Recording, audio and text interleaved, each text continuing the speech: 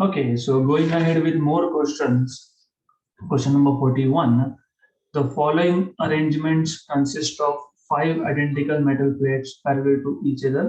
हमारे पास 5 metal plate है which are parallel to each other. Area of each plate is A, सबका area same है.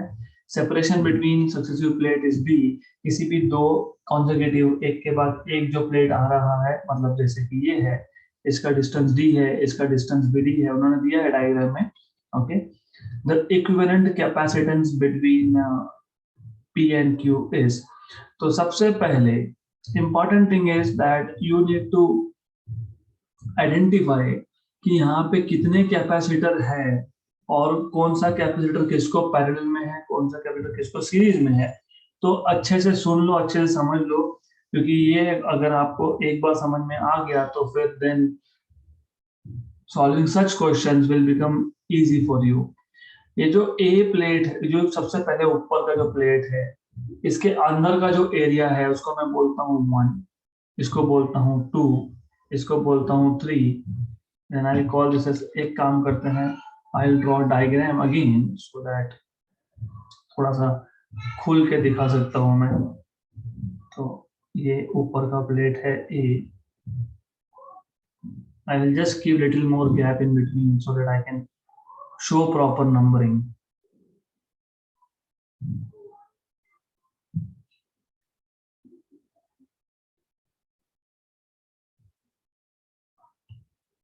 Okay. So in any case, ऐसा आपके पास arrangement है, something like this. Good. ये यहाँ पे एरिया बताया है हर एक प्लेट का और डिस्टेंस बताया है D. मैं वो दिखा नहीं रहा हूँ अब. पहला प्लेट और चौथा plate it is connected like this. Second plate से P टर्मिनल पे एक वायर गया है, एक कनेक्शन गया है, मतलब थर्ड और फिफ्थ इन दोनों में से Q पे एक कनेक्शन गया है लाइक दिस. ओके. अब what I am going to do is, ये जो पहला प्लेट है उसके अंदर का जो रीजन है उसको मैं 1 नंबर दूंगा, इसको 2 दूंगा, इसको 3 दूंगा, इसको 4 दूंगा, इसको 5 एंड 6 7 एंड 8. ऐसा मैं इंटेंशनली कर रहा हूं क्योंकि हमको आइडेंटिफाई करना है कि कौन सा कैपेसिटर किसको सीरीज में है, किसको पैरेलल में है. आपको पूछा क्या है, आपको बोला है equivalent capacitance between P and Q. तो ये जो दो पॉइंट्स है हमारे पास P एंड Q, इन दोनों में इक्विवेलेंट कैपेसिटेंस कितना है. सबसे पहले आपको P और Q इसमें इक्विवेलेंट कैपेसिटेंस निकालना है. तो what I will do is, मैं पहले यहाँ पे P टर्मिनल दिखा देता हूँ. ओके. एंड बाकी हम सिंप्लीफाई करते रहेंगे, बट पहले P और Q टर्मिनल दिखाना जरूरी है. It is important for us to show P and Q terminals at the first place. तो यहाँ पे Q टर्मिनल निकलेगा यहाँ से. Good. So you have terminal P over here and Q over here. अब you have to start understanding that. देखो अब क्या है, ये जो प्लेट 2 है या प्लेट 3 है, plate 2 end plate 3, these two are directly connected with P point, है ना, करेक्ट. तो प्लेट नंबर 2 और plate number 3 they are directly connected with P point. तो ऐसा करता हूं मैं, यहाँ पे ये प्लेट नंबर 2 दिखाता हूं और यहाँ पे ये प्लेट नंबर 3 दिखाता हूं. So this is plate number 2, this is plate number 3.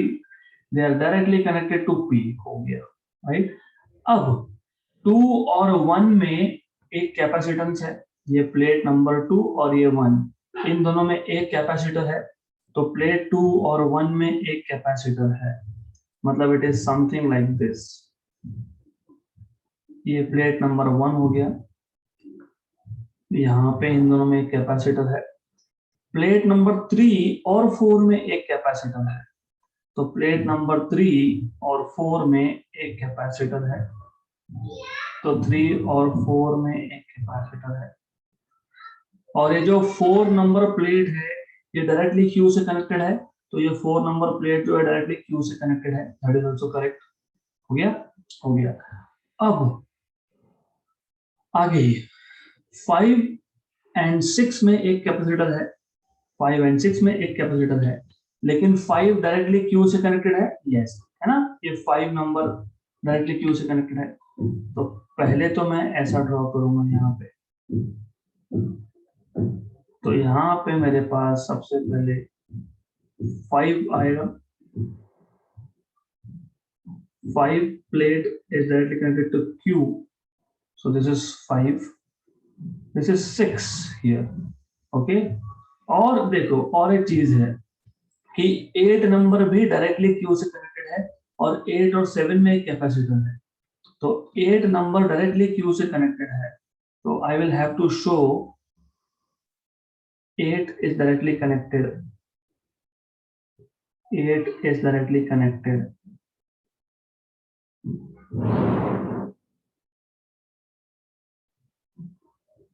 to Q, so this is 8 which is directly connected to Q, and 8 और 7 में, 8 और 7 में एक कैपेसिटर है, 8 और 7 नंबर प्लेट में एक कैपेसिटर है।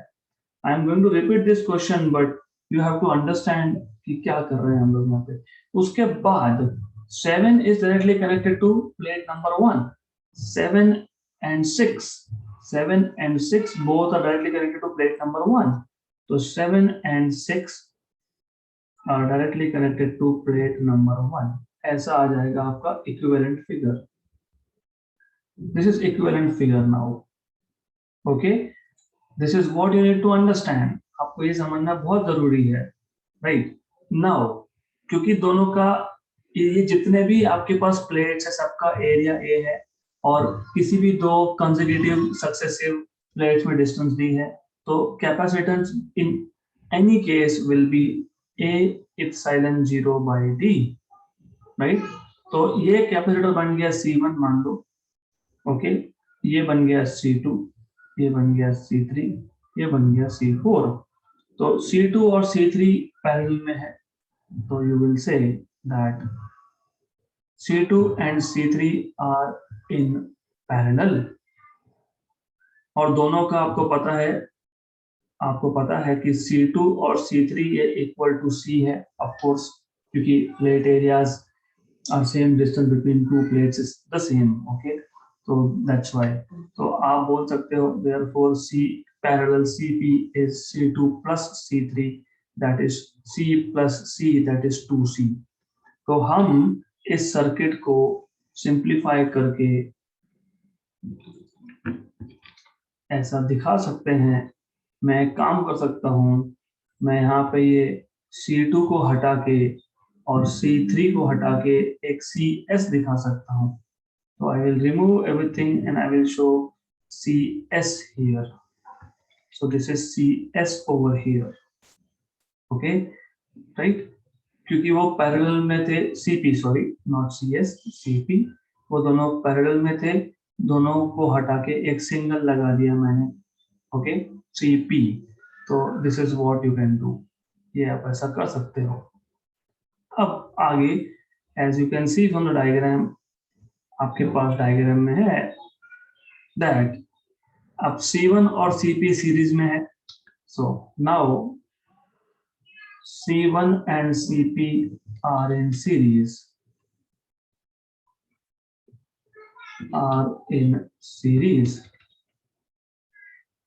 therefore इनका इक्विवेलेंट, इसका इक्विवेलेंट मैं लिखूंगा 1/CS equal to 1/C1 plus 1/CP, but C1 is C and CP as you just saw is 2C, तो ये आप लिख सकते हो, you can write it like 1/C की जगह पे मैं इसको 2/2C कर दूंगा plus 1/C, that is 3/2C, okay, तो आपको मिल जाएगा CS equal to 2C/3, तो you have 2C/3, मतलब अब what we can do is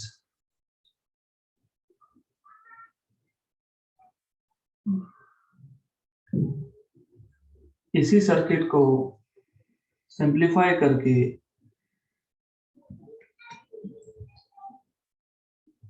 yes so इसी सर्किट को आप सिंप्लीफाई करके लिख सकते हो, just a minute. So anyways, तो what you can do is CS equal to 2C/3 आया आपके पास। इसी सर्किट को आप सिंप्लीफाई करके ऐसा कर सकते हो, ऊपर एक कैपेसिटर, नीचे एक कैपेसिटर, दैट्स इट। ये P पॉइंट है, ये Q पॉइंट है, ऊपर एक CS, नीचे एक C4। तो ये आपका आ गया CS, ये आपका आ गया C4। ओके, अब ये दोनों पैरेलल में है, तो now CS and C4 are in parallel. तो of course finally C between P and Q, मतलब C equivalent is equal to CS plus C4, क्योंकि ये दोनों पैरेलल में थे।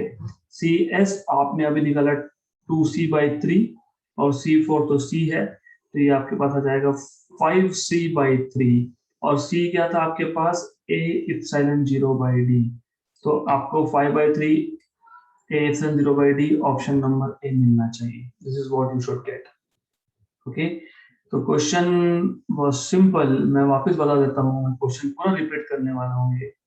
Okay, I am going to just repeat this question all over again, क्योंकि this is something which is very interesting question। तो सबसे पहले कंफ्यूजन कहाँ होता है वो समझ लो। अब हमारे पास 5 प्लेट है ना, तो नंबरिंग मैंने अलग अलग से क्यों की, क्योंकि 5 प्लेट है तो प्लेट का बाहर का रीजन, अंदर का रीजन, बाहर का रीजन, अंदर का रीजन दोनों होता है ना। तो ये जो पहला प्लेट है, इसका बाहर का रीजन, अंदर का रीजन। अगर आपको नंबरिंग से कंफ्यूजन होता है तो आप अल्फाबेट्स यूज करो, A B C D, कोई फर्क नहीं पड़ता, डजंट मैटर। ये सिर्फ हमारे समझने के लिए है। 5 प्लेट है तो आप बोलोगे plate number 1, plate number 2, plate number 3, plate number 4, plate number 5। हाँ, फिर अगर ऐसा बोला तो फिर अंदर इसको A बोलो, इसको B बोलो, इसको C बोलो, इसको D बोलो, इसको E बोलो, इसको F बोलो, ये G है, ये H है, तो भी चलेगा, क्या ही फर्क पड़ता है, राइट? ओके, तो it's absolutely fine if you are using alphabets or you are using numbers to denote plates। अब दूसरा क्वेश्चन ये आता है कि हमने ऐसा अंदर के प्लेट्स को नंबर क्यों किया, बाहर का क्यों नहीं किया? अरे बाहर नॉर्मली ग्राउंडेड होता है, ये तो पता ही है ना, नॉर्मली बाहर ग्राउंडेड होता है, तो charge doesn't stay outside normally. Okay, anyways, अब ऐसा नंबरिंग क्यों किया मैंने, मुझे नंबरिंग करने का जरूरत क्यों पड़ा? Because I would want to know, मुझे नंबरिंग करने का जरूरत इसके लिए पड़ा बिकॉज हमको टोटल कितने कैपेसिटर है वो पता कैसे लगेगा। तो देखो, अब आप बोलोगे कि टोटल 5 ही कैपेसिटर है ना, 5 है कि 4 है, ये एक बनेगा, ये दूसरा बनेगा, ये तीसरा बनेगा, ये चौथा बनेगा। That is correct, there are total 4 capacitors, that is right, no doubt about it. 5 plate तो 4 कैपेसिटर बनेंगे, that is correct, absolutely correct. हाँ, लेकिन कौन सा कैपेसिटर किसको पैरेलल में है, कौन सा कैपेसिटर किसको सीरीज में, कैसे पता लगेगा? हम क्या करने वाले हैं, ऐसा करेंगे, अब P और Q के बीच में निकालना है ना अपने को, तो P पॉइंट दे दिया यहाँ पे और फिर Q पॉइंट दे दिया यहाँ पे।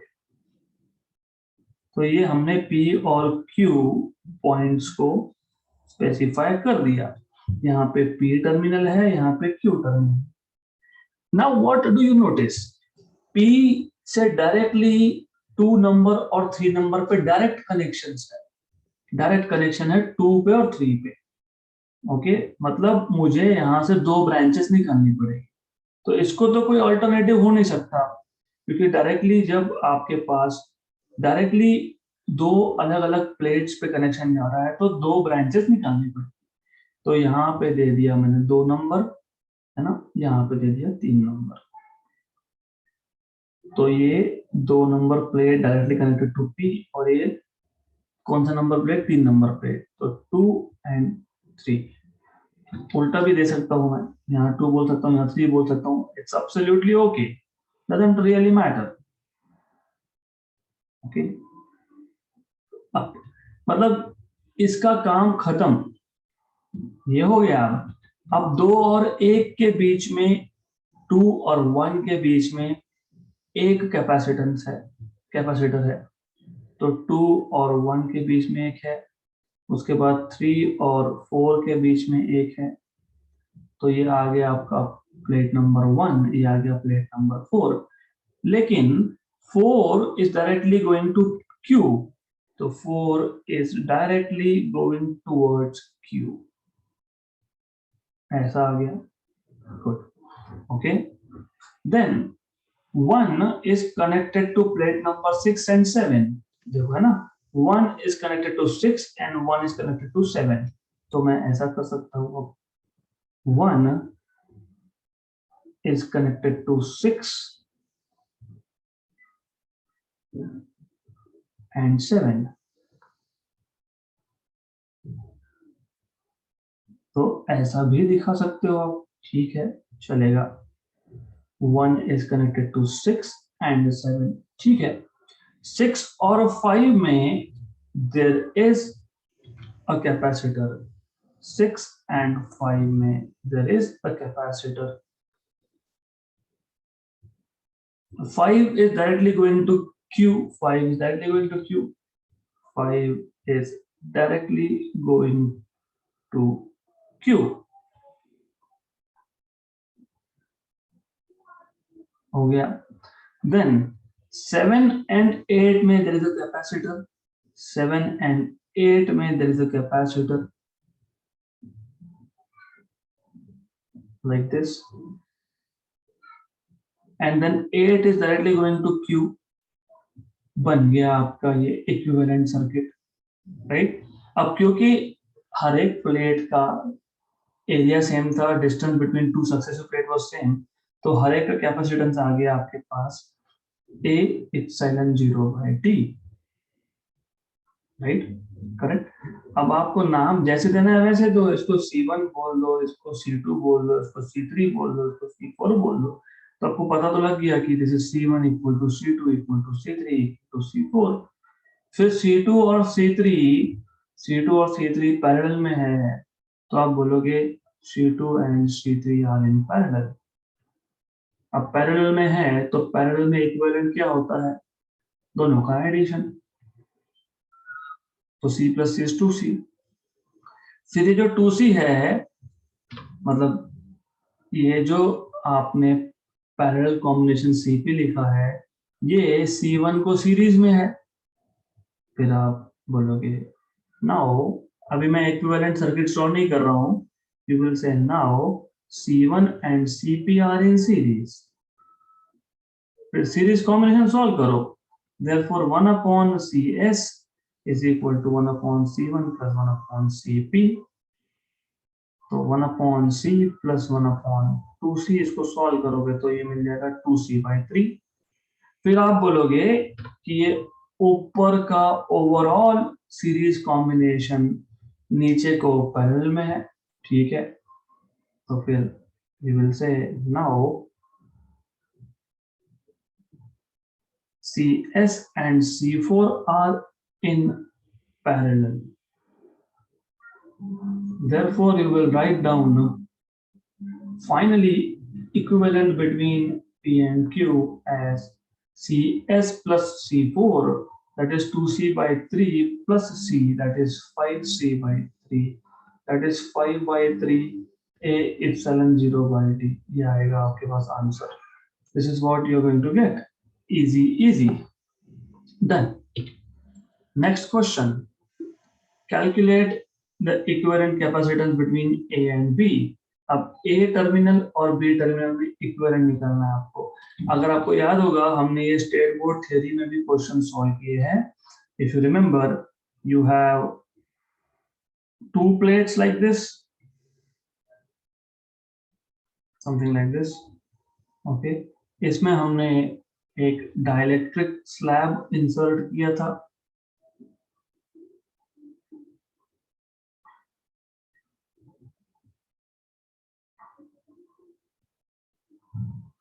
Half, something like this, half यहाँ तक. उसके बाद हमने एक डाइलेक्ट्रिक स्लैब ऐसा इंसर्ट किया है, 1/3 डिस्टेंस. 1/3 डिस्टेंस है ना, मतलब 1/3 एरिया है. Yes, that is correct. और 1/3 के लिए ऐसा कर सकते हैं हम लोग. Good. So just a minute.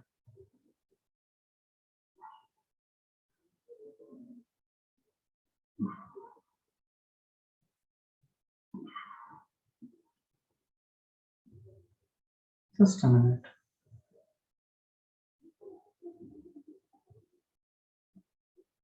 Okay. Right.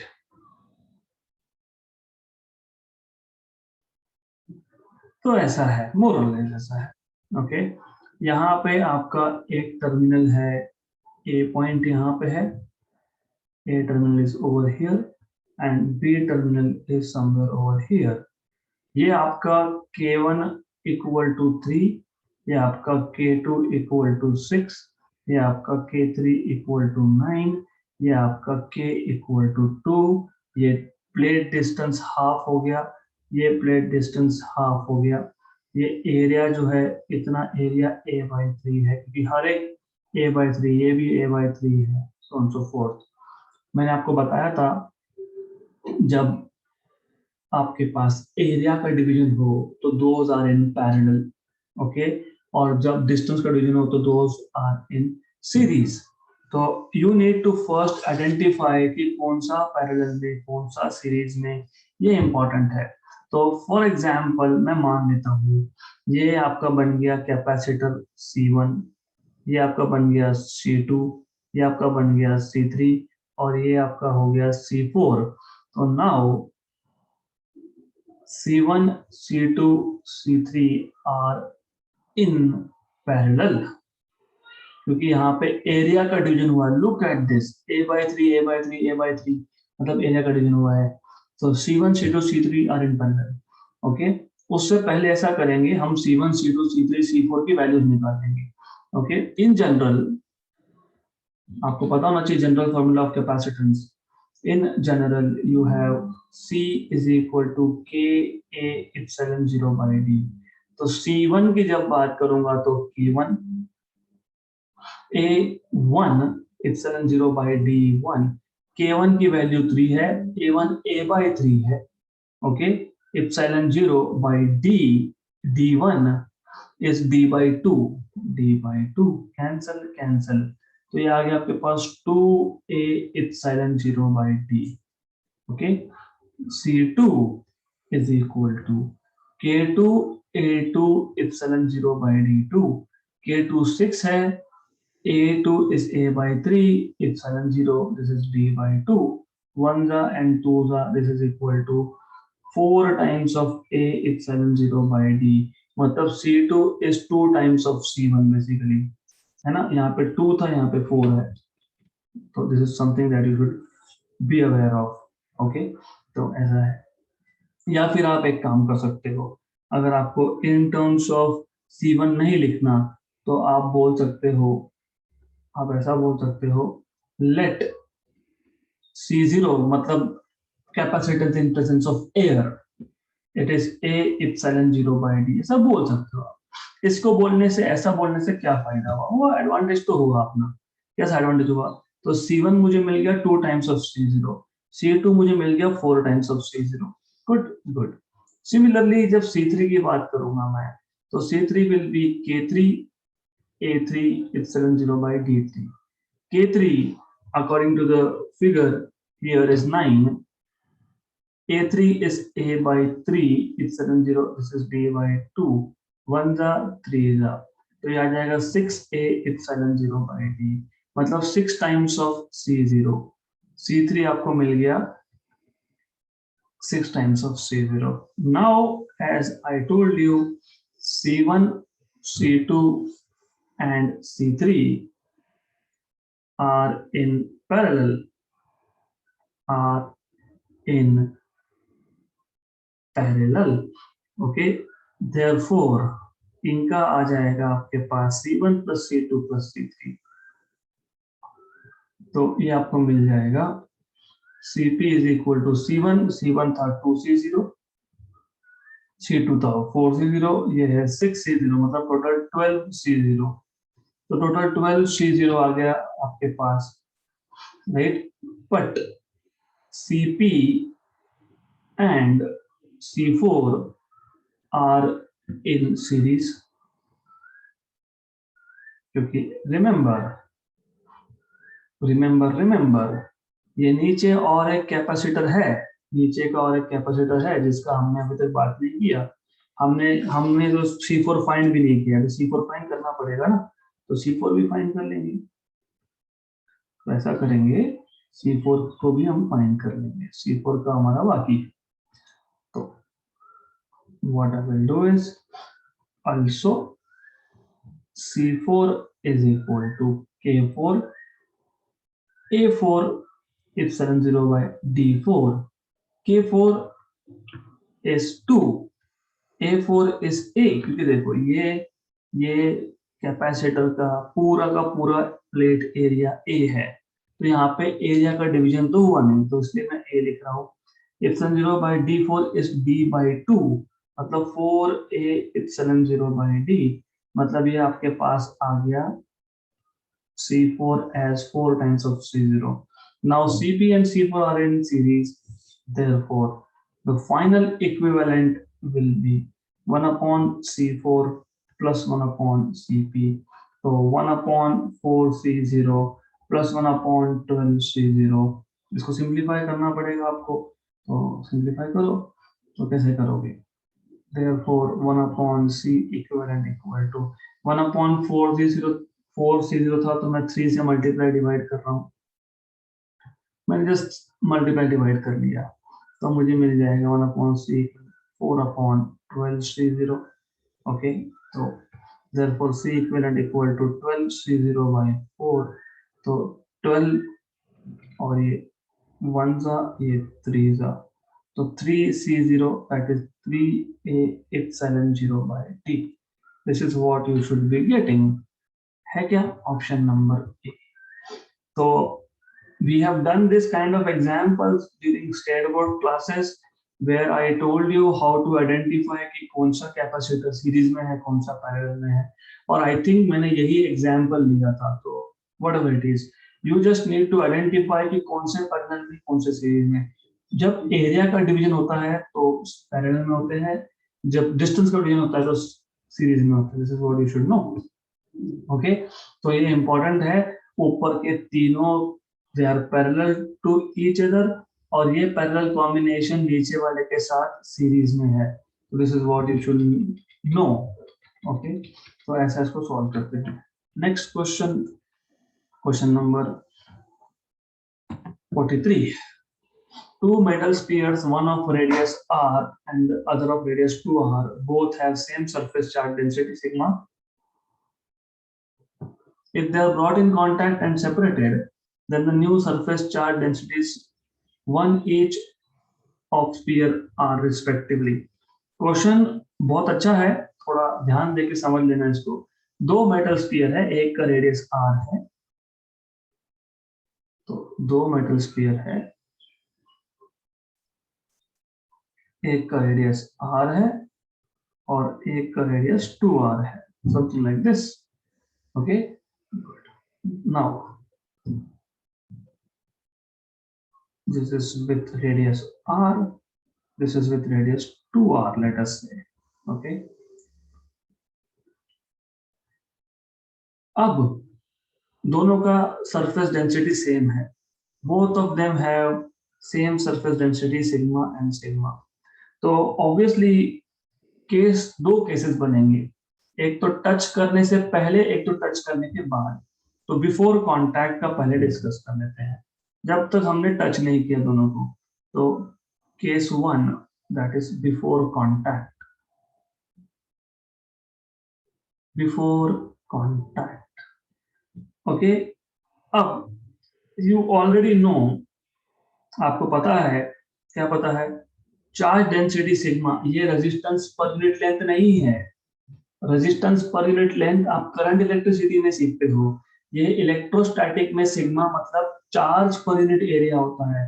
तो total charge per unit area होता है, तो पता होना चाहिए, this is charge per unit area, this is something you should no.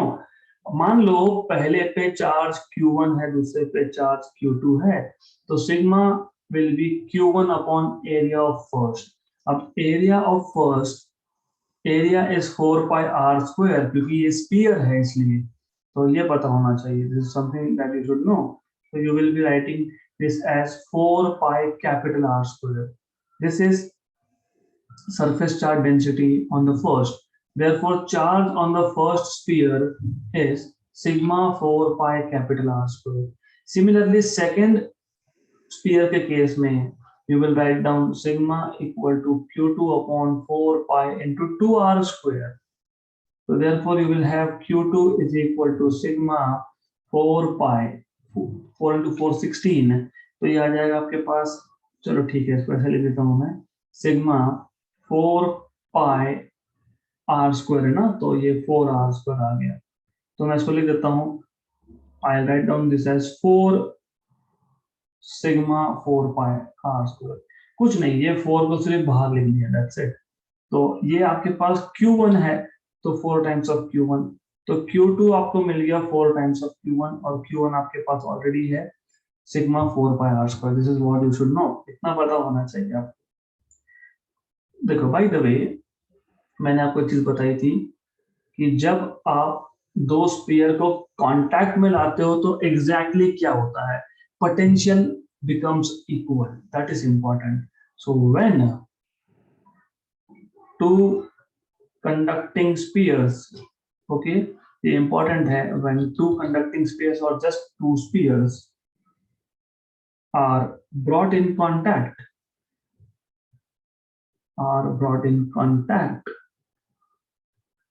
their potentials become same। देखो होता क्या है, चार्ज ट्रांसफर होता है। जब आप दो स्फीयर को कांटेक्ट में लाओगे तो जहां पे ज्यादा चार्ज है वहां से जहां पे कम चार्ज है ट्रांसफर होगा। कब तक ट्रांसफर होगा, जब तक दोनों का पोटेंशियल सेम नहीं होता। Their potential becomes equal, their potential becomes equal, this is important. तो टच करने के बाद आइडिया इज चार्ज ट्रांसफर होगा, लेकिन चार्ज ट्रांसफर कब तक होगा, जब तक पोटेंशियल सेम नहीं होता। मैं वापस बेसिक्स बता रहा हूँ। आपको याद है टेम्परेचर कब फ्लो होता है, मतलब हीट कब फ्लो होता है ना, जब टेम्परेचर डिफरेंस हो। When there is high temperature in some region, there is low temperature in some region, heat flows from higher temperature to lower temperature, correct? Similarly, wind कब फ्लो होता है, from higher pressure region to lower pressure region. जब दो points पे pressure same हो गया, no wind will flow, है ना, फ्लूइड फ्लो ही नहीं होगा। तो वैसे ही चार्ज कब फ्लो होगा, when there is potential difference. तो मैंने वही लिखा कि जब आप टच करते हो तो चार्ज फ्लो होगा कब तक, जब तक पोटेंशियल सेम नहीं हो तब तक। तो V1 इक्वल टू V2 होने तक charges will flow. Okay, so potential जब एक बार इक्वल हो गया, charges stop flowing. Potential by definition 1 upon 4 pi epsilon 0, okay, q1 dash upon r equal to 1 upon 4 pi epsilon 0 q2 dash upon 2r। अब आप बोलोगे q1 dash और q2 dash क्यों लिखा, तो क्योंकि टच करने के बाद चार्जेस सेम नहीं रहने वाले ना, इसलिए मैंने q1 dash और q2 dash लिखा है। तो ये आपको पता होना चाहिए। कैंसल कैंसल कैंसल कैंसल, आपको मिल जाएगा q1 dash equal to q2 dash by r। Therefore you will have q2 dash equal to 2 times of q1 dash। Perfect, इतना पता होना चाहिए। अब चार्जेस का लॉस हुआ क्या, मान लो पहले इस पे 10 कूलम चार्ज था, इस पे 15 कूलम चार्ज था। जब टच करोगे तो टोटल चार्ज तो सेम रहेगा ना, कि ऐसा होगा कि चार्ज कम हो गया, ऐसा नहीं होता है। तो चार्जेस तो कॉन्जर्व्ड होते हैं हमेशा, तो you should know this. As there is no loss of charge, no loss of charges in the process,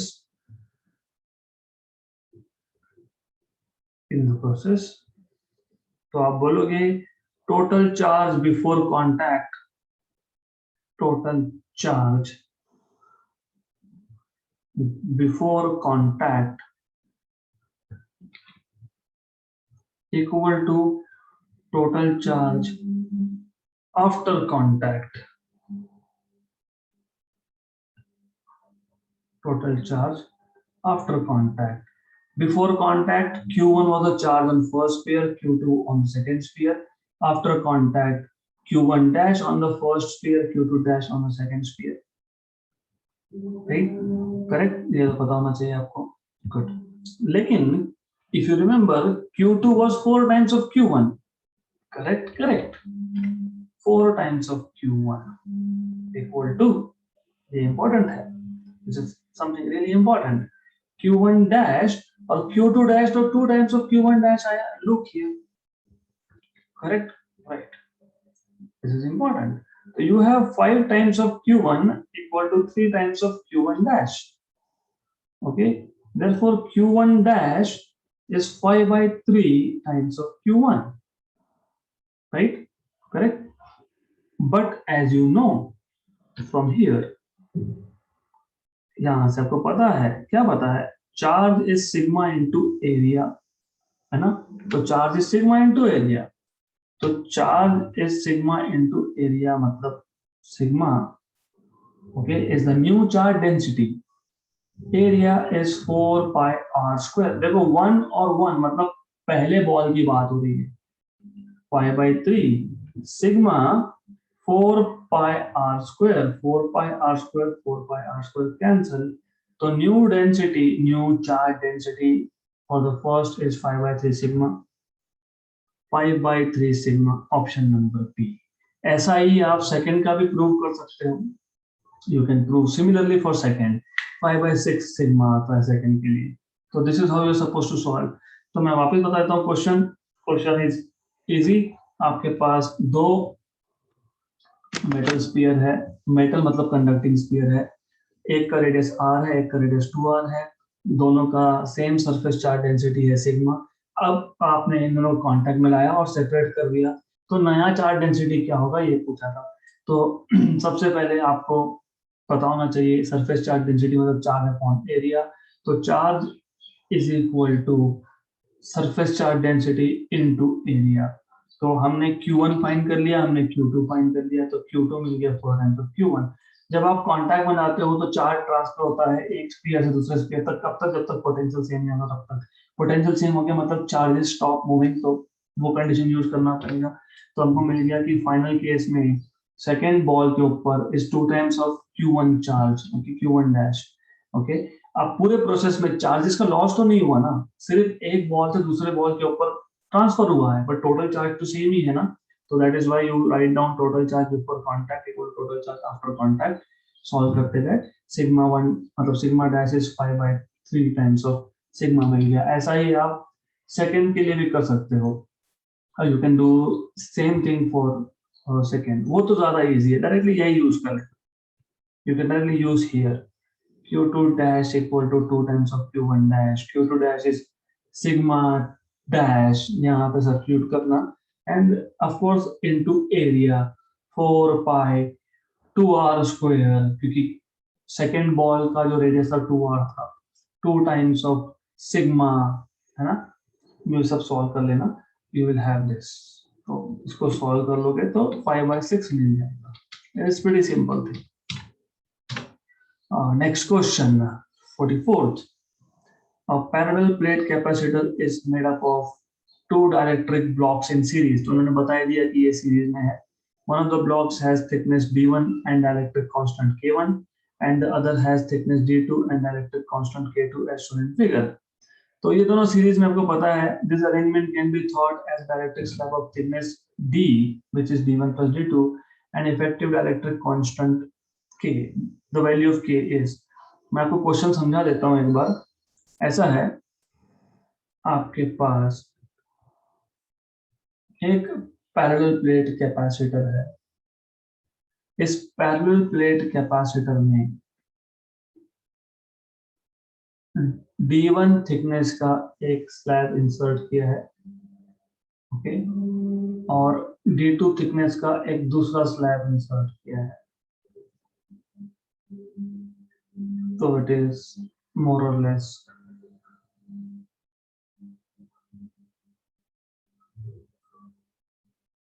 like this,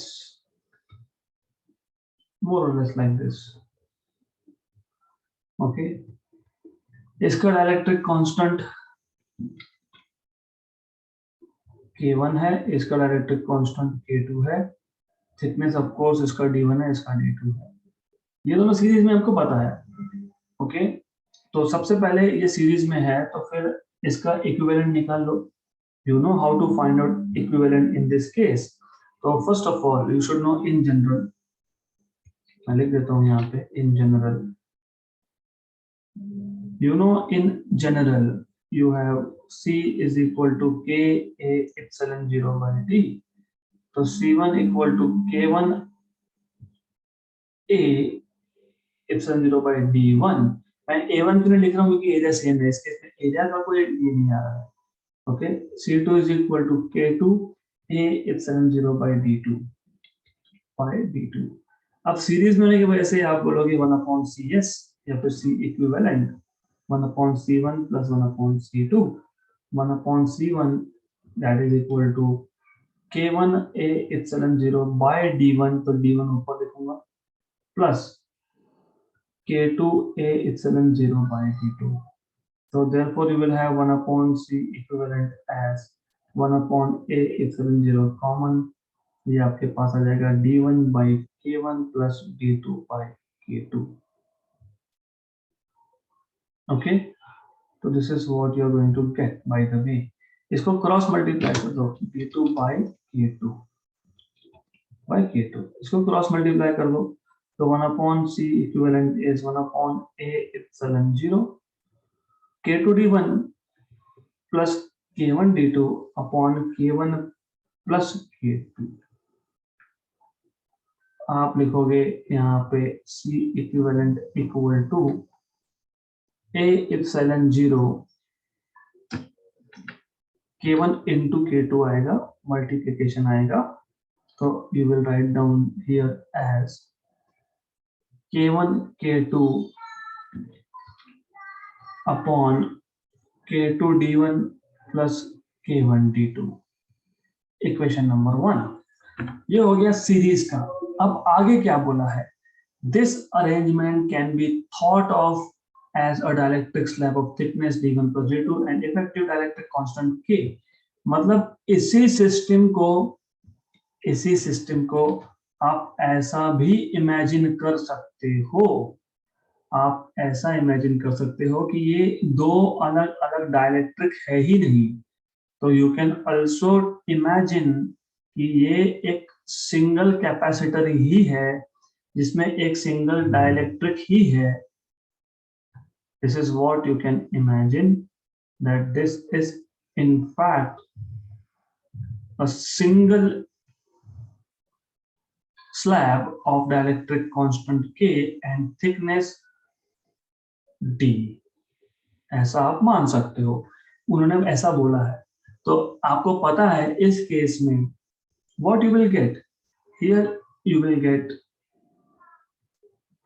C equivalent as, आपको मिल जाएगा C equivalent as of course K A epsilon 0 upon D1 plus D2, मतलब capital D, that sorry small d, that is नीचे D1 plus D2 लिख सकते हो, equation number 2।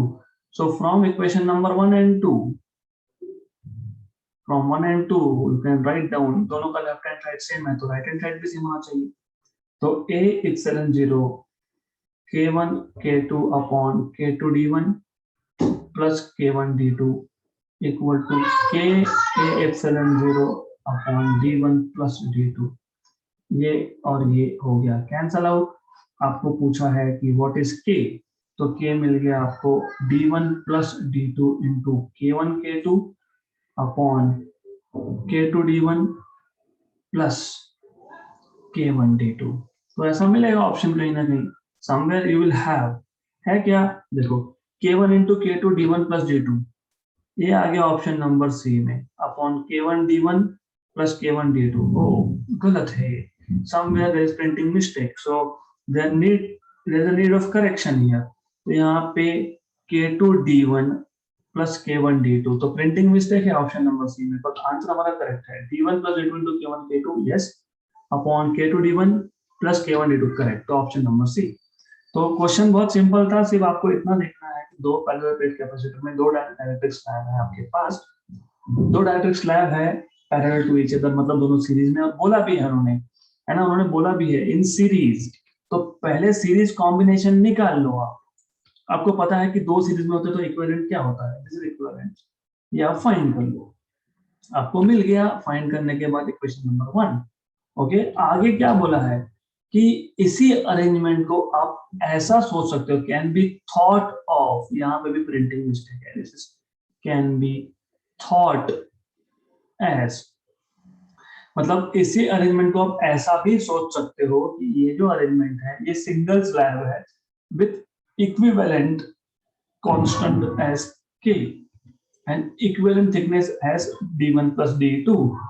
Okay, तो फिर तो डायरेक्टली इक्वेशन अप्लाई कर दिया मैंने, ओके राइट। फिर दोनों के दोनों लेफ्ट हैंड साइड इक्वेशन 1 और 2 के सेम है, तो राइट हैंड साइड सेम होंगे, तो इक्वेट कर दो, you will get your answer, extremely simple।